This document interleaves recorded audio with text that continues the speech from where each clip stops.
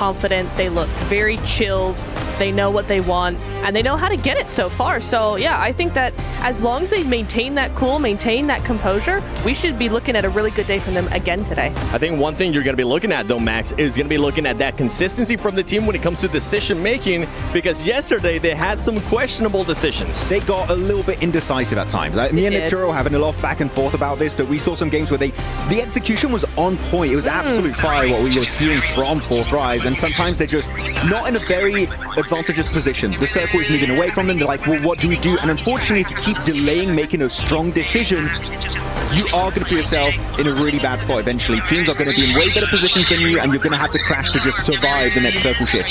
So I want to see them go for big plays and just commit. Even if it's a bad play, you know what? Sometimes bad plays happen. You have to commit to a bad engagement. Do it as a team. Send it early. Do not let teams make decisions for you, because otherwise you're going to get pushed down in the leaderboards way lower than where you really want to stand. And one team that kind of surprised us a bit yesterday as well throughout the whole day, right up until the end when they ended up getting a chicken dinner, was Rangdom Karya, Max. I mean, out of all the points that this team had, they had 16 placement points, 10 of them coming into that last game. They cannot allow that to be the same case here going into the last day of group day for them. I'm going to be also a little bit critical about Rangdom Karya on that one win of yesterday. Yes. I think the reason why they won it is because of a DRX mistake, where they gave the high ground position for free. Sure, Silas saw that there was a mistake being made, like, oh, I can capitalize on this position. I can take the high ground away, and off the back of that, we get rid of Team Secret, we get rid of DRX, we get the win at the end of the day. I do love that execution, but it was kind of given to them. I want to see PMG Rangdom Karya here. That is the Rangdom Karya level gameplay I want to witness in these matches, because if they do that, this is a team that can take home PMGO trophies, PMWC trophies, PMGC trophies. They can win global tournaments if they bring the absolute S+ tier gameplay. We just haven't seen it just yet. Flip to another team. I mean, DRX, that's one that just kind of comes to mind, right? They ended up getting those 2 wins yesterday. Outside of those 2 wins, it was only just 5 placement points for this team. Are you looking for them to change anything, or just keep doing what you're doing and hope that you get another 2 wins today?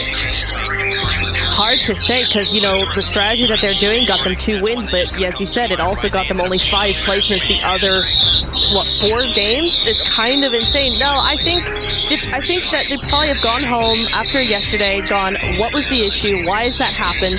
I wouldn't change too much at this stage. You know, it's working to a point, and if you change things too much, you're going to overload the system. You're going to actually just confuse the players. So tweak things, maybe a couple of points, just 1 or 2 things, not the whole thing. Just keep what they're doing, bit by bit, just tweak things. Yeah, I'm going to sound like a broken record, but it's very important to see how your bad games are, right? If you can just get a few placement points, I'm not asking for a lot, just 1-2 placement points, you get 1-2 eliminations. Over the course of a tournament, that stacks up to like a lot of extra points, double-digit points very, very quickly. So you want to make sure that your bad games are still relatively good, and that will allow you to just be a lot more comfortable and have peace of mind. Yeah. Because then you just know, okay, it's fine, we sure didn't get a chicken dinner, we get a few points, we're still comfortable, we're not playing under pressure.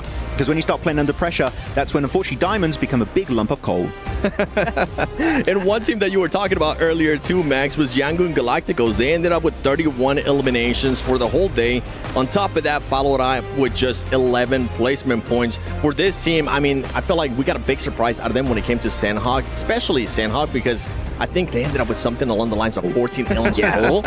And one team that you were talking about earlier too, Max, was Yangon Galacticos. They ended up with 31 eliminations for the whole day. On the Wrangle, on top of that, specifically, right? Sandhawk, it's good. I have seen them get a good game over on the Sandhawk on the jungle map, but you want to have good maps on Miramar, and most importantly on the Wrangle, because this is going to be your bread and butter. Literally, if you do not do well on the Wrangle, which is like why you're not doing well on the Wrangle, we've had this map for like years now, the game came out, but you are going to be using a big try at those possible points. And a lot of the teams are currently at the top, guess what? They've got wins over Wrangle. You're looking at DRX, you're looking at Alpha 7, you're looking at Fourth Rise. They're all up there because they can perform well on the grass patches, as Clash will tend to say. So I'm going to see more presence from Yangon Galacticos here on the Wrangle. No, I agree. I think it's something that you really want to see. It's okay for teams to be really, really good at Miramar, for instance, rather than a Wrangle, as long as you have a decent game on Erangel, then yes, Miramar, it's okay to be really, really good at that map. We've seen that from APG. We've seen that certainly from A7 in the last yesterday's games as well. So that's fine. If the problem comes in when you get all your big elims, all your big points on the Sandhawk, then Miramar, it's okay you're looking at going over and then just not doing a whole bunch of anything. Certainly from A7 I'm over here just before we saw Rosemary. I was pointing at the screen because we ended up seeing Kinotrope Gaming and wrote that you've been kind of hype on. I love this team, actually. I've seen them once in the Hong Kong Invitational. I thought it was awesome. I thought they were awesome. They didn't do too much after a couple of days, right? But this is a team that has almost zero experience. They only have Ozzy-san at global level, with global level experience. The rest of the players have regional experience only. So for this team to come in, be grouped up in roughly a year they've been a team, and come from, in a year, from not doing really much of anything global to now at PMWC, now fighting against a lot of global teams with much more experience and doing very well from what I saw.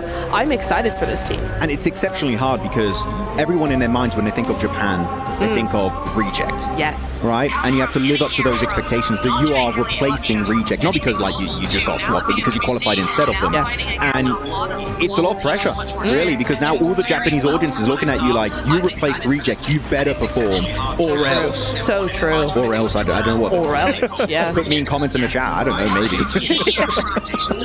Or else. Get DM'd on Instagram. Yeah, it's gonna happen. Don't worry though, Max tries to reply to every single DM that he ends up getting, right, Max? I'm struggling. I'm trying my best. If I didn't reply to a few messages, I'm sorry, but I'm giving it my best. This is what happens when you start getting too famous, Max. That's exactly what happens when you start getting too famous. The Max-Man. I mean, he said he ended up getting like 1,000 followers in his channel. If you guys haven't checked him out yet, so make sure you guys head us with a follow. Max-Man Cast. What's yours, Neptura? Neptura Cast. There you go, into 7WG. We've been posting a lot of content for PMWC, so if you want to go check that out, go for it. Another team that we really haven't gotten a chance to talk about. Hey, yo, that worked out perfect. Whoa, yo, Undertalk Gaming. They do have a player